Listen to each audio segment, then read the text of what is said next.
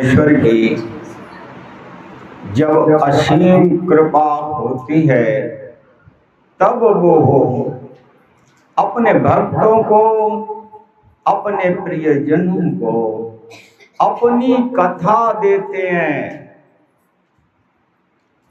अपना गुणगान देते हैं। जो उनके अपने जन होते हैं तब भगवान उनको कथा देते हैं। इस संसार में भगवान की कथा कहाँ हो रही है? जहां जहां भगवान की कथा हो रही है वहां वहां भगवान के वक्त जाते हैं, बैठते हैं, सुनते हैं। वही तो पात्र होते हैं जो लोग भगवान की कथा को हृदय से श्रवण करते हैं। भगवान उन पे अत्यंत प्रसन्न होते हैं। चाहे किसी भी जाति के हो, किसी भी वर्ण के हो और किसी भी आश्रम में रहते हो। ब्रह्मचर्य आश्रम, गृहस्थ आश्रम, वानप्रस्थ आश्रम, संन्यास आश्रम, भगवान का प्रेम सबके लिए होता है। जो भगवान का जितना ज्यादा स्मरण करता है और जितना ज्यादा भगवान की शरण में रहता है उतना ही ज्यादा भगवान का प्रेम, भगवान की कृपा, भगवान का गुण प्राप्त करता है। जो भी व्यक्ति मनुष्य शरीरधारी जीव, जिसने भी मनुष्य शरीर धारण किया हुआ है, वो भगवान का जितना ज्यादा स्मरण, जितनी ज्यादा उनकी शरण में रहता है, भगवत प्रेम उतना ही ज्यादा वो प्राप्त करता है। भगवान के और मनुष्य के बीच में जो दूरी बनी हुई है वो संसार की आसक्ति की बनी हुई है। परमात्मा इस जीव से कभी दूर नहीं रहते हैं, लेकिन हमको उनकी कृपा की अनुभूति नहीं होती है। इसका कारण यही है कि हमारा प्रेम वास्तव में इस संसार में लगा हुआ है। जब हम संसार से प्रेम करते हैं तब हमारे पास न धर्म होता है, न भगवत प्रेम होता है और न भगवत सेवा होती है। संसार का प्रेम सिर्फ संसार में कर्तव्य करने के लिए ये संसार भगवान ने बनाया है। ये भगवान की बनाई हुई वस्तु है। संसार सिस्टम सिर्फ ये समझना है कि प्रेम भगवान से करो और कर्तव्य के काम संसार में करो। चाहे बच्चा हो, चाहे बूढ़ा हो, चाहे कोई पशु हो, चाहे कोई पक्षी हो, चाहे जीव जंतु हो, कोई भी हो, संपूर्ण संसार में सबके प्रति कर्तव्य परायणता और प्रेम सिर्फ ईश्वर से। इसलिए यह मनुष्य शरीर दिया गया है। कर से कर्म करहु विधि नाना। नाना का मतलब जानते हो क्या होता है? नाना का मतलब है सत्कर्म, शुभ कर्म। जो कर्म और जो भावना हमको भगवान की ओर ले जाती हो, उस प्रकार के कर्म, सभी कर्मों को करना वो नाना कर्म होता है। ये नहीं है कि कोई निंदा करो, चुगली करो, किसी का अपमान करो, वो कर्म नहीं बताया गया है, वो भगवान की ओर नहीं जाता है। सत कर्म शुभ कर्म कर से कर्म करऊ विधि नाना, मन राखऊ जहाँ कृपा निधाना। जहाँ परम ब्रह्म परमेश्वर है, चाहे वो सगुण रूप में है चाहे निर्गुण रूप में है, उनके चरणों में मन को लगा के रखो। बस ये कि यही काम करना है और कुछ भी नहीं करना है, और सब काम तो प्रभु जी करेंगे। दुनिया तुम्हारा अपमान करे, दुनिया तुम्हारा नुकसान करे, तुमने अगर अपने मन को भगवान में लगा रखा है तो तुम्हारा अपमान नहीं हो सकता है, तुम्हारा नुकसान नहीं हो सकता है, अगर भगवान के चरणों में मन को लगा रखा है। अगर भगवान के चरणों में मन को नहीं लगा रखा है और फिर तुम्हारा अपमान कोई करता है तो दुख तुम्हें भोगना पड़ेगा। क्योंकि जानते हो, इस जीव की मृत्यु एक बार होती है। जन्म हुआ, एक बार मृत्यु होगी, लेकिन जिसका समाज में अपमान हुआ है उसकी हर क्षण मृत्यु होती रहती है। वो इस दुख से कभी पूर्ण नहीं हो सकता है। कौन? जिसकी आसक्ति संसार में है। लेकिन जिसकी आसक्ति भगवान के चरणों में है, उसका कोई अपमान करे, कोई सम्मान करे, कोई नुकसान करे, उससे कोई फर्क नहीं पड़ता है। क्योंकि वो तो अपने कन्हैया के पास है, उसका जवाब तो ईश्वर देगा। क्योंकि वो ईश्वर से संबंधित है, वो कर्म से नहीं है कि तुमने अपमान किया है तो वो तुम्हारा अपमान करे। वो साधक नहीं होता है, वो भगवान का भक्त नहीं होता है जो अपमान के बदले में अपमान करे। वो तो सांसारिक प्राणी होता है। जिसने तुम्हारा अपमान किया है तुम उसका सम्मान करो, बाकी तो परमात्मा देखेगा जो भी होता है। नरसिंह भगत थे भगवान की, संसार में बहुत बड़ी इनकी आशा थी। धन इतना इकट्ठा कर रखा था कि बस पूछो मत। और संसार कोई चाहते थे न धर्म को न भगवान को, कुछ नहीं। एक बार कबीर जी इनसे मिले। ये कबीर के समय के भक्त हैं, नरसिंह भक्त। कबीर जी, सूरदास जी, मीरा जी और नरसिंह भगत, ये सब एक ही समय के हैं, कोई अंतर नहीं। एक समय पे थे ये। जिस समय पे कबीर जी थे उसी समय पे मीरा जी थी, उसी समय पे सूरदास जी थे। तो कबीर जी से भेंट हो गई एक बार नरसिंह जी की। तो नरसिंह जी को उन्होंने कहा कि तुम संसार की आसक्ति में कहाँ पड़े हुए हो, छोड़ो इसको। एक बेटी है, तुमने विवाह कर दिया, तुम्हारा काम खत्म, अब आ जाओ परमात्मा की ओर। शांति मिली हृदय में, ज्ञान उत्पन्न हुआ, जो था भगवान को समर्पित कर दिया, भगवान की ओर चल दिए। अब जो था वो तो दान में दे दिया, सेवा संत महात्माओं को दे दिया इन्होंने।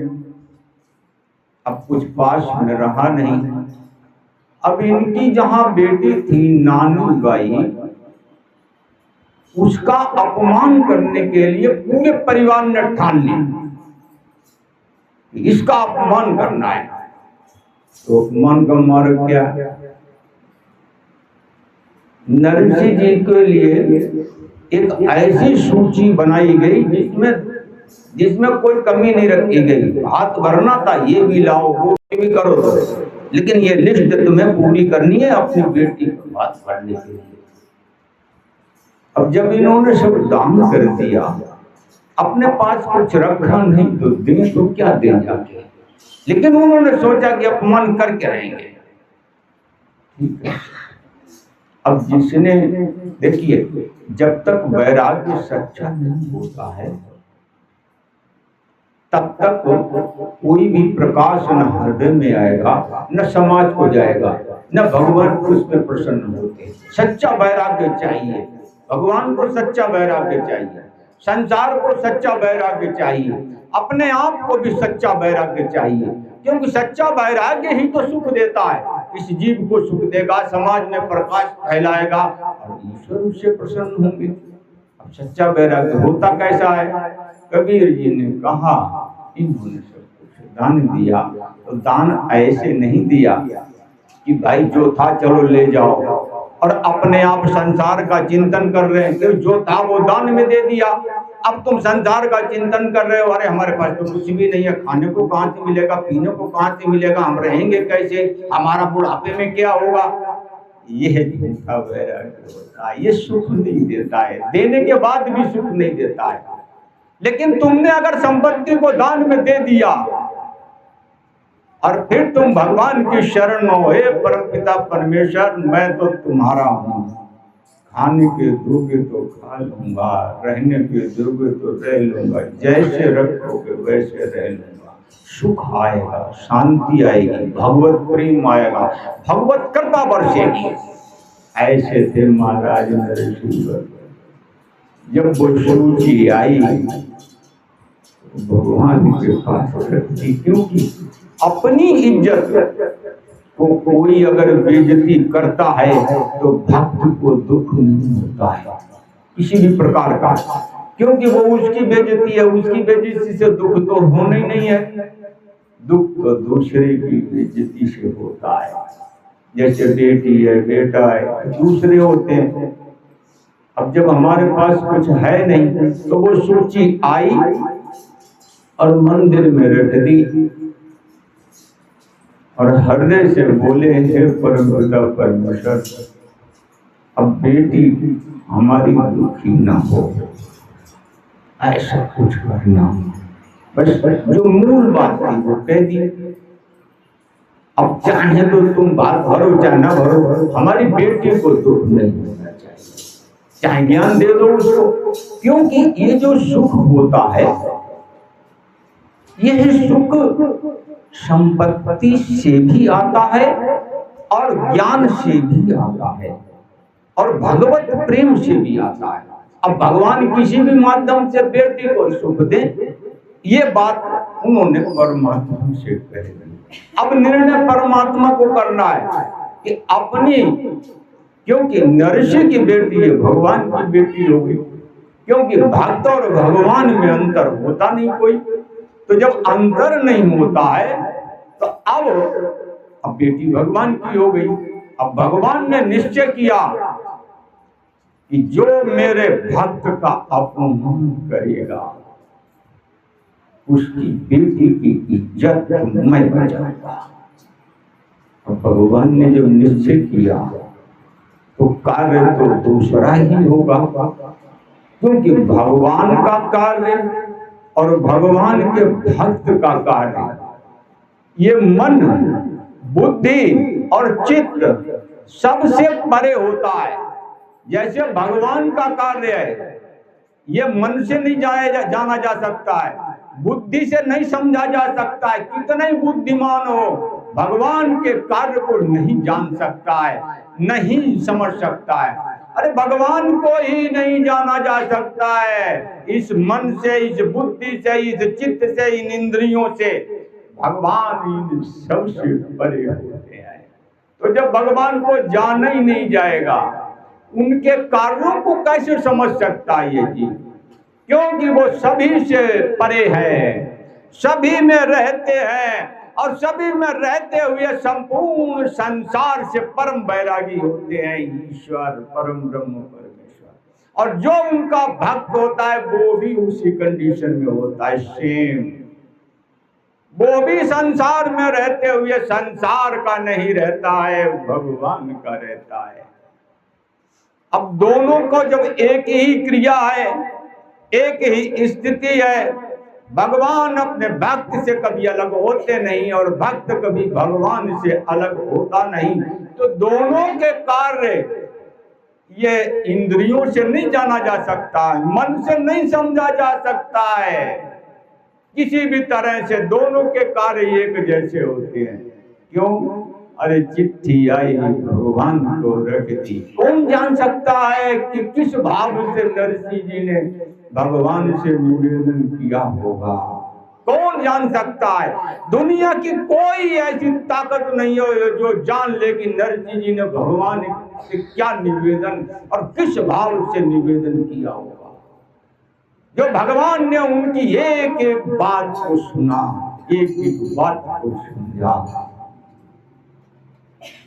एक भगवान और भक्ति के कार्य मन इंद्रियों से परे होते हैं। अब जब बात भरने की बात आई वहां, तब तक कुछ भी नहीं था। देखिए भक्त की कसौटी भगवान कैसे कसते हैं। यहाँ से नरसिंह जी गए, कोई भी नहीं, लेकिन आत्मबल दे देते हैं। ये समझ लेना, अच्छे सामने कुछ भी नहीं दिखेगा, न जानेंगे न समझेंगे, लेकिन ये बता देंगे कि हे नरसिंह मैं तुम्हारे साथ हूँ, इसलिए भात भरने जाओ और समय पर वहां पहुंचना, कोई कमी मत होने देना, दिक्कत चाहे जितनी आए मैं तुम्हारे साथ। अब इस समय पे पहुंच गए, ये भी नरसिंह जी पहुंच गए। जब बात करने का समय आया तो ये मन में सोच रहे कि अब क्या होगा, कैसे होगा, कौन क्या नहीं होगा, और इनकी बेटी भी। लेकिन अंतरिम बल भगवत प्रेम ये कमजोर नहीं होने देता है। तो एक सेठ बन गए, बहुत ऊंचे सेठ, और ऐसा भात भरा, ऐसा भात भरा कि दुनिया ने, संपूर्ण सृष्टि ने, किसी ने ऐसा भात नहीं भरा। क्योंकि भगवान का कार्य ऐसे छोटा मोटा थोड़ी होता है। जब उन्होंने सोचा कि मैं अपनी बेटी का भात भरने जा रहा हूं, तो मैं ऐसे थोड़ी भात भरूंगा, मैं तो ऐसा भात भरूंगा कि संपूर्ण सृष्टि एक बार नहीं हजारों बार आती रहे, भगवान में विलय होती रहे, आती रहे, भगवान में विलय होती रहे, बनती रहे, बिगड़ती रहे, लाखों बार, करोड़ों बार, सतयुग, त्रेता, द्वापर, कलयुग आते रहे, जाते रहे, लेकिन ऐसा भात किसी ने भी नहीं भरा आज तक जैसा कन्हैया ने भरा था भात। जानते हो, सोना बरसा दिया था पूरे गांव, जहां बेटे रहते, सोना बरसा दिया। क्या भात भरा भगवान ने। तो ये भगवान का कार्य अपने भक्ति के लिए ऐसा हुआ करता है। अब भक्ति के लिए नरसिंह जी की आसक्ति संसार में बहुत थी, लेकिन जब ज्ञान मिला तो संसार को सब कुछ दे दिया, अपने आप ईश्वर के हो गए। बस फिर क्या रह गया? जो ईश्वर का हो गया वो हो गया, वो उसके लिए कोई कमी और कोई भी किसी प्रकार की व्यवस्था में कमी नहीं आ सकती है। इसलिए हमको आपको नरसिंह जी की कथा से, नरसिंह जी के जीवन से ये समझना चाहिए कि जो उन्होंने किया वो हमको करना है। मान लीजिए हम घर परिवार में रहते हैं, अब हमारे पास सब कुछ है, अब छोड़ नहीं सकते हैं, क्योंकि शास्त्र विधि के अनुकूल चलना होता है। अगर घर में दरिद्रता है तो दरिद्रता नहीं रहनी चाहिए, इतनी मेहनत करो, इतना परिश्रम करो। ऐसा नहीं है कि घर छोड़ करके चले जाओ, नहीं। जब तुम्हारी जरूरत संसार को है तो संसार में रहो, और जब तुम्हारी जरूरत संसार को त्याग करने की है तो त्याग करके परमात्मा की ओर चलो। लेकिन रहो ईश्वर के पास दोनों स्थितियों में। कभी भी संसार में रहते हुए भी कन्हैया का चरण न छोड़ो, और संसार से वैराग्य लेके जब संन्यास बनो तब भी कन्हैया का चरण कभी मत छोड़ो। ये घूंट में बांध लो, ईश्वर तुम्हारे साथ होगा। एक बार की और इनके जीवन की बात बताता हूँ आपको।